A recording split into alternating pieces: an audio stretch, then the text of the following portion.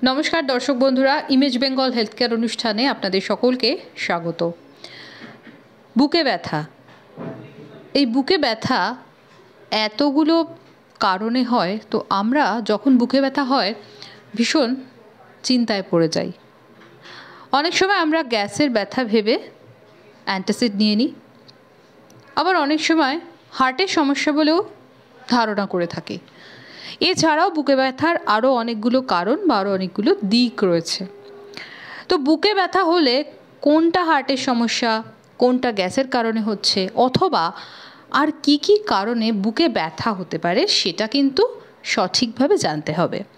অনেক সময় দেখা যায় যে উত্তেজনার কারণে বুকে ব্যথা হতে পারে, তো সেই নির্ধারণ বুকে ব্যথা কোন কারণে হচ্ছে সেটা কিন্তু অত্যন্ত জরুরি। আর সেই কারণে আজকে আমি এসে উপস্থিত হয়েছি উডল্যান্ডস মাল্টি স্পেশালিটি হসপিটালে। আমরা আমাদের মধ্যে পেয়েছি কনসালটেন্ট ইন্টারভেনশনাল কার্ডিওলজিস্ট ডক্টর অভিষেক সাহাকে। স্যার নমস্কার, আপনাকে আমাদের ইমেজ বেঙ্গলে স্বাগত জানাচ্ছি। নমস্কার স্যার, আজকে যে বিষয় নিয়ে আমি আপনার কাছে আলোচনা শুরু করতে যাচ্ছি সেটাই হচ্ছে বুকে ব্যথা। এই বুকে ব্যথার তো অনেকগুলো কারণ হয়, কিন্তু মূলত আমরা দেখে থাকি যে আমাদের গ্যাস হলে বুকে ব্যথা হয়, অম্বল বা অ্যাসিডিটিতেও বুকে ব্যথা হয়। কিন্তু আবার এটার মধ্যে অনেকে গুলিয়েও ফেলি আমরা। অনেক সময় অ্যান্টাসিডটা দীর্ঘদিন ধরে চলছে, আমাদের হয়তো অন্য কোনো জটিল সমস্যা রয়েছে হার্টের বা অন্যান্য কোনো কারণে আমরা বুঝতে পারি না। এই বোঝাটা খুব দরকার, আর তার জন্য লক্ষণটা আরও বেশি জানা দরকার। তো আমি প্রথমে আপনার কাছে লক্ষণ জানবো যে কোন ধরনের ব্যথায় কী কী লক্ষণ দেখা দেয় বুকে ব্যথার ক্ষেত্রে, এবং তারপর কারণ এবং চিকিৎসা। হ্যাঁ, বুকে ব্যথা অ্যাকচুয়ালি আমরা ক্লিনিক্যালি যখন কোনো পেশেন্ট আমাদের কাছে আসেন বুকে ব্যথা নিয়ে, আমরা জিনিসগুলো সিভিয়ারিটি এবং তার করেসপন্ডিং অর্গান ইনভলভমেন্টটা অ্যাসেস করার চেষ্টা করি ফার্স্ট ক্লিনিক্যালি। তো যেরকম ধরুন কোনো একজন পেশেন্ট আসলেন যার সেন্ট্রাল চেস্ট পেন বা সেন্ট্রাল চেস্ট ডিসকমফোর্ট হচ্ছে মেবি ফর ফিউ আওয়ার্স, তখন আমাদের সবার আগে যেটা চিন্তা থাকে কোনো হার্ট অ্যাটাক হচ্ছে না তো, কারণ দিস ইজ লাইফ থ্রেটনিং। তো এবার সেটা লক্ষণগুলো হচ্ছে বুকের মাঝখানটা মনে হবে যেন কেউ পাথর চাপা দিয়েছে। হ্যাঁ, classically described as oppressive chest discomfort আমরা বলি। মনে হবে যেন বুকের মাঝখানে কেউ ভারী পাথর চাপা দিয়েছে, কোনো গলা টিপে ধরছে। হ্যাঁ, তার সঙ্গে অ্যাসোসিয়েটেড ঘাম, অস্বাভাবিক ঘাম হওয়া, হ্যাঁ, বা অনেক সময় বুক ধড়ফড় বা মাথা ঘুরে যাওয়া। অনেক পেশেন্ট আসে অজ্ঞান হয়ে যায় হয়তো for transient loss of consciousness along with the chest pain. তো এই সবগুলো যখন থাকে তখন আমরা সবার আগে ভাবি যে পেশেন্টের হার্ট অ্যাটাক হয়নি তো। তো সেই জন্য ইমিডিয়েটলি যেটা করা হয়, পেশেন্টকে বলা হয় যে আপনি ইমিডিয়েটলি এমার্জেন্সি থেকে একটা ইসিজি করান, বা আমরা আমাদের ক্লিনিকে বা পেশেন্ট যেখানে এসেছেন এমার্জেন্সিতে প্রেজেন্ট করলে সঙ্গে সঙ্গে আমরা একটা ইসিজি করে দেখে নিই। এছাড়া আরও কিছু কিছু টেস্ট আছে, যেমন ট্রপোনিন টি, ট্রপোনিন এই ধরনের ব্লাড টেস্ট, কার্ড টেস্ট হয় ফর ইনস্ট্যান্ট রেজাল্ট। হ্যাঁ, ইকোকার্ডিওগ্রাফি মেশিনটা যদি হাতের কাছে থাকে একবার দেখে নেওয়া।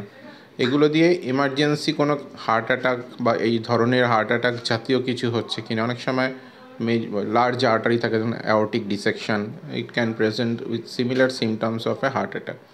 তো সেইগুলো আমাদের ক্লিনিক্যালি এবং তারপরে প্রিলিমিনারি যেগুলো ইনভেস্টিগেশন থাকে, ইসিজি, ইকোকার্ডিওগ্রাফি, কার্ডিয়াক এনজাইমস, সেগুলো দিয়ে সবার আগে আমরা সেগুলোকে এক্সক্লুড করি।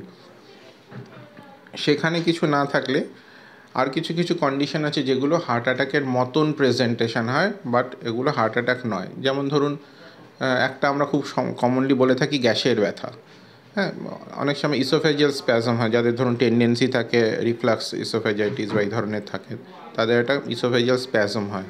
বা খুব অ্যাংজাইটি যদি কারোর থাকে, বা খুব টেনশানে, খুব মেন্টাল স্ট্রেসে আছেন, তাদেরও ওই ধরনের সিমটমস হতে পারে, যেটা চেস্ট ডিসকমফোর্ট হচ্ছে, তার সঙ্গে একটু সোয়েটিং হচ্ছে। হ্যাঁ, পুরোটাই হয়তো তার অ্যাংজাইটি থেকে হচ্ছে, কিন্তু প্রেজেন্টেশনটা অনেক সময় সিমিলার হয়। তবে ইউজুয়ালি এই ধরনের প্রেজেন্টেশন যেটা আমরা একটু ইয়ঙ্গার এজে পেশেন্টদের দেখি। তবে তার সঙ্গে আমি এটাও বলবো, ইদানিংকালে আমরা কিন্তু below 40 heart attack is not rare, rather it has become common. তো সেটা আমাদের লাইফস্টাইল, কারণ আমাদের লাইফস্টাইল হোক, আমাদের এনভায়রনমেন্টাল চেঞ্জেসগুলো হোক, আমাদের ডায়েটস, ল্যাক অফ এক্সারসাইজ, হ্যাঁ, we are more prone two different metabolic diseases like diabetes. So সব কিছুই কন্ট্রিবিউট করছে। আর এই জায়গাটা যখন আমাদের হার্ট অ্যাটাক জিনিসটা আমরা যখন এক্সক্লুড করে ফেলছি, তারপরের জিনিসগুলো অতটা আমরা ভয় পাই না। যেমন ধরুন কোনো পেশেন্টের, যেটা বললাম, ইসোফেজিয়াল স্প্যাজম থেকে হতে পারে, বা অনেক সময় মাসেল পেন হয়, হ্যাঁ, বা অনেক সময় বোন পেন হয়, কখনো হয়তো কোনো কারণে আঘাত লেগেছে সেটার থেকে ব্যথা হতে পারে, বা কোনো কারণে মাসেল পুল, কোনো ভারী জিনিস তুলতে গিয়ে মাসেল ক্র্যাম্প হয়ে গেছে, সেটা চেস্ট পেন নিয়ে প্রেজেন্ট করেন পেশেন্টরা। তো সেগুলো অ্যাসেস করা যায়, কিন্তু সবথেকে আগে আমরা যেগুলো এমার্জেন্সি, কার্ডিয়াক এমার্জেন্সি বা ওই ধরনের লাইফ থ্রেটনিং কিছু আছে কিনা সেগুলো আমরা সবার আগে এক্সক্লুড করার চেষ্টা করি। আর কিছু কিছু কন্ডিশান আছে যেগুলো লাইফ থ্রেটনিং হতে পারে, সেগুলো নন কার্ডিয়াক যদিও। যেমন ধরুন লাংসের একটা সমস্যা আছে, নিউমোথোরাক্সের মতন সমস্যা যদি হয়, সেটা হচ্ছে হঠাৎ করে লাংসটা ফেটে লাংস এবং প্লুরার মাঝখানে অতিরিক্ত হাওয়া ঢুকে অস্বাভাবিক চাপ তৈরি করে। সেখানে পেশেন্টের chest pain with severe respiratory distress নিয়ে প্রেজেন্ট করতে পারে। তো সেটারও প্রেজেন্টেশন অনেকটা ওরকমই হয়, চেস্ট পেন, রেসপিরেটরি ডিস্ট্রেস, হ্যাঁ, অনেক সময় পেশেন্টরা কোল্যাপস করে যায়, এত সিভিয়ার হতে পারে সেটা। পার্টিকুলারলি যদি সেটা ট্রমা ইনডিউসড হয়, লাইক এটা আমরা টেনশন নিউমোথোরাক্স বলি। তো এই ধরনের কন্ডিশনগুলো আমরা সবার আগে এক্সক্লুড করে নিই। এইগুলো যদি এক্সক্লুড হয়ে যায়, যেগুলো life threatening, immediate life risk যেগুলোতে আছে, বাকিগুলো তারপরে ইউ ক্যান হ্যাভ টাইম, যেগুলো কোনো ইসোফেজিয়াল প্রবলেম বা কোনো গ্যাসের সমস্যা হলে we can at the most go for an endoscopy also. তো সেগুলো দোজ প্রবলেমস ইউজুয়ালি সময় দেয়, কিন্তু এইগুলো হচ্ছে কার্ডিয়াক বা লাইফ থ্রেটনিং যেগুলো সময়টা খুব vital, every minute counts in this type of problems. Heart attack হোক বা অ্যাওর্টিক ডিসেকশন হোক বা টেনশন নিউমোথোরাক্স হোক, এগুলো সময় দিতে চায় না পেশেন্ট। অনেক সময় পেশেন্ট মানে কিছু করে ওঠার আগেই পেশেন্ট খারাপ হয়ে যায়। তো সেই সব ক্ষেত্রে আমাদের অতিরিক্ত সতর্ক হয়ে সবার আগে এগুলোকে দেখে নিতে হয়, যেগুলো কিছু নেই। তো বাকি কিছুগুলো আমরা ধীরে ধীরে তারপরে অ্যাসেস করি। ডিফারেন্ট ইনভেস্টিগেশনস আছে, কার্ডিয়াক এমআরআই করতে পারি, cardiac city, chest CT scan, এগুলো আরও বিভিন্ন ধরনের পরীক্ষা নিরীক্ষা আছে যেগুলো দিয়ে আমরা এগুলো বুঝতে পারি। স্যার, আপনি শুরুতে যেটা বললেন যে সেন্ট্রালি যদি পেন হয়, তাহলে সেটা কতটা চিন্তার? মানে আমরা তো দিকের, classically it is described as a central chest pain, but basically heart অ্যাটাকের পেন যেটা বলা হয় যে it can be anywhere from neck two upper abdomen. হ্যাঁ, যে কোনো জায়গায় ব্যথাটাই, মানে হার্ট অ্যাটাকের ব্যথা আমাদের গলা থেকে আমাদের এপিগ্যাস্ট্রিক রিজিয়ন পর্যন্ত যে কোনো জায়গায় পেন বা ডিসকমফোর্ট নিয়ে প্রেজেন্ট করতে পারে। তো এবার সেটা ক্লিনিক্যালি অ্যাসেস করে তারপরে প্রিলিমিনারি ইসিজিটিসিগুলো করে আমরা বুঝতে পারি। স্যার, যেহেতু আপনি হার্ট অ্যাটাকের বিষয়টা আরও একবার বললেন যেটা ভীষণ লাইফ থ্রেটনিং, তো বুকে ব্যথার সাথে আর কি কি সিমটমস দেখা যায়? বুকে ব্যথার সাথে ইউজুয়ালি যেটা থাকে, sweating very common and very, কী বলবো, মানে খুব ভেরি হাইলি ইন্ডিকেটিভ কি maybe some cardiac emergency is there. বুকে ব্যথার সঙ্গে অ্যাবনর্মাল সোয়েটিং, তার সঙ্গে অনেক সময় শ্বাসকষ্ট থাকে, প্যালপিটেশন থাকে, অনেক পেশেন্ট সিনকোপ বা ট্রানজিয়েন্ট লস অফ কনশাসনেস নিয়ে প্রেজেন্ট করতে পারে। এটা হচ্ছে কার্ডিয়াক এমার্জেন্সি, মানে এরকম একদম ওভার ফিউ আওয়ার্স এরকম প্রেজেন্ট করে। এছাড়া কিছু কন্ডিশন আছে, যেমন ধরুন হয়তো রিসেন্ট অনসেট বা নিউ অনসেট চেস্ট ডিসকমফোর্ট। অনেক সময় পেশেন্টরা আসেন যে আমার গত 3 দিন 4 দিন বা 7 দিন ধরে একটু মাঝে মাঝে চেস্ট ডিসকমফোর্ট হয়, এবার সেটা সেন্ট্রাল চেস্ট পেন হয়, একটু পরে ঠিক হয়ে যায়, বা একটু হাঁটলে হচ্ছে, দাঁড়িয়ে গেলে কমে যাচ্ছে। তো অনেক সময় কী হয়, বড় মেজর কিছু ইভেন্ট হওয়ার আগে এই ধরনের সিমটমস নিয়ে পেশেন্টরা প্রেজেন্ট করে। তো সেগুলোতেও দেখতে হয়।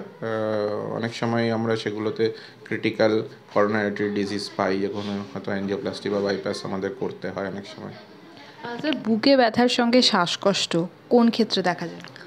বুকে ব্যথার সঙ্গে শ্বাসকষ্ট, হার্ট অ্যাটাক তো একটা আছেই, এছাড়া যেটা আমি বললাম নিউমোথোরাক্সে হতে পারে, দিজ আর এমার্জেন্সিস। এছাড়াও যারা অ্যাজমা পেশেন্ট বা সিওপিডি পেশেন্ট, তাদেরও একটা অ্যাবনর্মাল চেস্ট পেন বা চেস্ট ডিসকমফোর্ট হয়। হ্যাঁ, অনেক সময় মাসেল ক্র্যাম্প হয়, হ্যাঁ, তার সঙ্গে ব্রঙ্কোস্প্যাজম থাকলে শ্বাসকষ্ট হয়। তো সিমটম ওভারল্যাপ করে আর এইসব ক্ষেত্রে। স্যার আরেকটা যেটা জানার সেটা হচ্ছে উত্তেজনার কারণে ব্যথা, যেটা আপনি অ্যাংজাইটির কথা একটু আগে বললেন, তো অনেক সময় দেখা যায় সেই ব্যথাটাও কিন্তু অনেকটা হ্যাঁ, অনেক সময় একদম একই ধরনের প্রেজেন্টেশন হয়। একটা পেশেন্ট খুব অ্যাংজাস হয়ে আছে বা প্যানিক অ্যাটাকসে যখন হয় তখন একটা চেস্ট পেন, সোয়েটিং, হ্যাঁ, একটা প্যালপিটেশন, এই সব কিছুই হতে পারে। হ্যাঁ, ইউজুয়ালি এগুলো অনেক সময় হয় কি অতিরিক্ত অ্যাংশাস হয়ে গেলে বা অতিরিক্ত প্যানিক করলে তখন একটা সাইকোলজিক্যাল প্রবলেম তো আছেই, তার সঙ্গে this problems also contribute to oesophageal spasm অথবা করোনারি আর্টারি স্প্যাজম, যার থেকে অ্যাকচুয়ালি কিন্তু হয়তো ইসকেমিয়া সত্যিই হচ্ছে। হয়তো করোনারি আর্টারি ডিজিজ নেই বা থাকলেও খুব সামান্য আছে, কিন্তু ওই ভয়ঙ্কর অ্যাংজাইটির থেকে তাদের করোনারি আর্টারিটা স্প্যাজমে চলে যাচ্ছে, দিয়ে তার চেস্ট পেন হচ্ছে। এটাকে একটা টার্ম আছে যেটা প্রিন্স মেটাল অ্যাঞ্জাইনা আমরা বলি। So that can also be the reason for chest pain. Sir আমি চিকিৎসার প্রসঙ্গে আসবো, কিন্তু প্রাথমিকভাবে একজন মানুষ যখন বুকে ব্যথা হচ্ছে তার পরিবারের লোকজন তাকে অনেক সময় অ্যাসপিরিন দিয়ে থাকেন বা সরবিটেট দিয়ে থাকেন, তো এটা কতটা ঠিক? অ্যাসপিরিন একদম না বুঝে দেওয়াটা কিন্তু রিস্কি। যেমন ধরুন আমি যেটা বললাম, হ্যাঁ, কার্ডিয়াক এমার্জেন্সি হলে হয়তো অ্যাসপিরিন হেল্প করতে পারে, বাট ওটা যদি একই জিনিসটা যদি পেপটিক আলসার ডিজিজের জন্য চেস্ট পেন হচ্ছে, হ্যাঁ, তখন কিন্তু ইট মে প্রেসিপিটেট, অ্যাসপিরিন খেলেন আপনার জিআই ব্লিডিং শুরু হয়ে যেতে পারে। একটু অ্যাসেস না করে ধুম করে অ্যাসপিরিন খাইয়ে দেওয়াটা হয়তো ঠিক না। স্যার পাশাপাশি আরেকটা কথা বলবো যে স্ট্রোকের ক্ষেত্রে বুকে ব্যথার কোনো সিমটম দেখা যায় কি? হ্যাঁ, স্ট্রোক, হার্ট অ্যাটাক এবং স্ট্রোক অনেক সময় একই পেশেন্টের ইন ক্লোজ প্রক্সিমিটি বা সাইমালটেনিয়াস প্রেজেন্টেশন আমরা পাই। ধরুন একজন পেশেন্টের হার্ট অ্যাটাক হয়েছে, একই সঙ্গে simultaneously or within few hours or days তার স্ট্রোকও হয়ে যায়। বিকজ বেসিক্যালি সবই কার্ডিওভাস্কুলার ডিজিজ, তো মানে করোনারি আর্টারি যেরকম একটা আর্টারি, সেরকম সেরিব্রাল আর্টারিগুলোও আর্টারি। তো যেটা বলা হয় বা আমাদের টেক্সট বুক টিচিং হোক বা বিভিন্ন যে ট্রায়ালস হয়েছে তাতেও এটা দেখা যায় যে অ্যাথেরোস্ক্লেরোটিক প্লাক যেগুলো থাকে যখন আনস্টেবল হয় পেশেন্টরা, তখন মাল্টিপল প্লাকস একসাথে আনস্টেবল হতে পারে। অ্যান্ড দ্যাটস মাল্টিপল প্লাকসের মধ্যে কিছু করোনারিতে থাকতে পারে, কিছু আমার সেরিব্রাল আর্টারি প্লাক হতে পারে। এবার সেটা দুটো জায়গা বা একাধিক জায়গা আনস্টেবল হওয়ার ফলে একবার হয়তো হার্টে হলো, কিছুদিন পরে বা কিছু ঘন্টা পরে তার ব্রেন স্ট্রোক হলো। আবার এরকমও হয় যে হার্ট অ্যাটাক হলো একজন পেশেন্টের, হার্ট অ্যাটাক হলে কিছু কিছু কন্ডিশনে খুব সিভিয়ার যেগুলো, সেসব ক্ষেত্রে অনেক সময় হার্টের ভেতরে রক্ত জমাট বেঁধে যায়। হ্যাঁ, সেই ক্লটগুলো যদি এম্বোলিজম হয় তখন সেটা এখন কোথায় যাবে? If it goes to brain, then patient lands in a very massive stroke. বা ওটা যদি কোনো নিচের দিকে নেমে আমাদের পায়ে কোনো একটা পায়ে চলে যায়, হ্যাঁ, তখন সেই পায়ে ইসকেমিক পেন হয়ে গ্যাংগ্রিন হয়ে যেতে পারে। হ্যাঁ, এরকমও আমরা পেশেন্ট পাই অনেক সময়। স্যার প্রাথমিকভাবে তাহলে বুকে ব্যথা হলে একজন পেশেন্ট কি করবেন? দেখুন, চেস্ট পেন যদি হয় সবার আগে, বিশেষ করে রাত বিরেতে হলে সবসময় go to the nearest emergency. হ্যাঁ, কারণ that is the best place and the equipped যদি থাকে সেই এমার্জেন্সি, তাহলে সেই আপনাকে অ্যাসেস করে সেই বিপদ থেকে রক্ষা করার উপায় বের করে দিতে পারে। অ্যাটলিস্ট একটা ইসিজি করা, বা একটা ট্রপোনিন কিট কার্ড টেস্ট করা, এই একটা দুটো জিনিস very essential two exclude cardiac emergency. এবার বাকি গ্যাসের ব্যথা তো হলো, গ্যাসের ব্যথা ইউজুয়ালি লাইফ থ্রেটনিং হয় না unless there is a GI bleed, কিন্তু বাকিগুলো তো লাইফ থ্রেটনিং হতে পারে। সো সব বুকে ব্যথাকে গ্যাসের ব্যথা বলে নেগলেক্ট করা এটাও একদমই উচিত নয়। এরকম আমরা অনেক পেশেন্ট পাই যাদের হয়তো এরকম intermediate chest pain, chest discomfort হয়, তারা র্যানট্যাক বা ফ্যামট্যাক এসব খেয়ে জিনিসটাকে সাপ্রেস করে থাকে। তো পরবর্তীকালে দেখা যায় তাদের খুব অ্যাডভান্সড হয়তো হার্ট ফেলিওর নিয়ে প্রেজেন্ট করলো, বা ম্যাসিভ একটা হার্ট অ্যাটাক নিয়ে প্রেজেন্ট করলো, যেটা হয়তো আগে অ্যাড্রেস করলে প্রিভেন্ট করা যেত। একেবারে। স্যার এবার একটু তাহলে চিকিৎসার প্রসঙ্গে আসি, যে চিকিৎসার আগে তো নির্ধারণটা জরুরি। আপনি নির্ধারণ প্রসঙ্গে যদিও বলেছেন যে ইসিজি বা আরও অন্যান্য টেস্ট হার্ট অ্যাটাকের ক্ষেত্রে আপনি করে থাকেন যেগুলো লাইফ থ্রেটনিং, নির্ধারণটা নিয়ে একটু বলুন এবং পাশাপাশি চিকিৎসা। যখন এরকম প্রেজেন্টেশনে ইসিজি এবং ট্রপোনিন কার্ড টেস্ট তার সঙ্গে ইকোকার্ডিওগ্রাফি মেশিনটা হাতের কাছে থাকলে এইগুলো আমরা চটপট করে ফেলি। তো যদি হার্ট অ্যাটাক পাওয়া যায়, as per current guidelines the best treatment is early intervention. Angiography করে যে ব্লকটা আছে সেটা ডিটেক্ট করে ইমিডিয়েটলি ওটাকে সেটেল করা। ইফ ইট রিকোয়ার্স অ্যাঞ্জিওপ্লাস্টি তাহলে অ্যাঞ্জিওপ্লাস্টি করে দেওয়া। এছাড়া কিছু থ্রম্বোলাইটিক এজেন্টস থাকে, বাট ওগুলো কিছু কিছু ধরনের হার্ট অ্যাটাক, যেমন যেগুলোকে আমরা স্টেমি বলি, এসটি এলিভেটেড মায়োকার্ডিয়াল ইনফাকশন, যেক্ষেত্রে আমরা থ্রম্বোলাইটিক এজেন্টস ইউজ করে থাকি, লাইক স্ট্রেপ্টোকাইনেজ, রেটিপ্লেজ, টেনেকটিপ্লেজ, যেগুলোতে খুব যদি পার্টিকুলারলি যদি উইদিন ফার্স্ট 2-3 আওয়ার্সের মধ্যে দেওয়া হয়, ইট গিভস গুড রেজাল্ট। কিন্তু best treatment for heart attack is primary PCI. Sir, তাহলে চিকিৎসা নিয়ে আপনি কি বলবেন এই বিভিন্ন ধরনের বুকে ব্যথার ক্ষেত্রে? দেখুন, ব্যথার বেসিক্যালি কী কারণে ব্যথা হচ্ছে সব কিছুই তার ওপর। হার্ট অ্যাটাক হলে আইদার আপনাকে থ্রম্বোলাইজ করতে হবে বা এনজিওপ্লাস্টি করে নিতে হবে, বা খুব খারাপ হলে তখন বাইপাসের দিকে পেশেন্টরা চলে যায়। যদি ধরুন অ্যাজমা বা সিওপিডি এগুলোর কারণে হয়, সেগুলোর জন্য নেবুলাইজেশন দেওয়া বা আরও আনুষঙ্গিক ওষুধপত্র আছে। অনেক সময় এইসব ক্ষেত্রে স্টেরয়েড ইঞ্জেকশন ইউজ করতে হয়। যদি নিউমোথোরাক্স যদি হয়, টেনশন নিউমোথোরাক্স পার্টিকুলারলি হলে চেস্ট ড্রেন দিতে হবে ইমিডিয়েটলি। চেস্ট ড্রেন দিলে patient it is life saving. তো ডিপেন্ড করছে আপনি কী কারণে হচ্ছে জিনিসটা। স্যার, আপনি তো অনেকগুলো বিষয় বললেন, এবং আমার মনে হয় যে প্রতিরোধ করতে গেলে একটা বিষয় অত্যন্ত জরুরি, সেটা হচ্ছে আমাদের সচেতনতা বা অ্যাওয়ারনেস।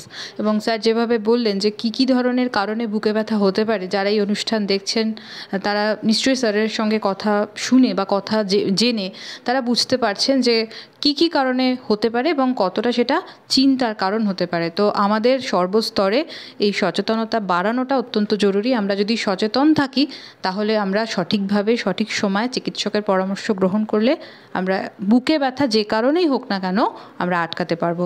স্যার, আপনাকে অনেক ধন্যবাদ আমাদের সময় দেওয়ার জন্য। Thank you.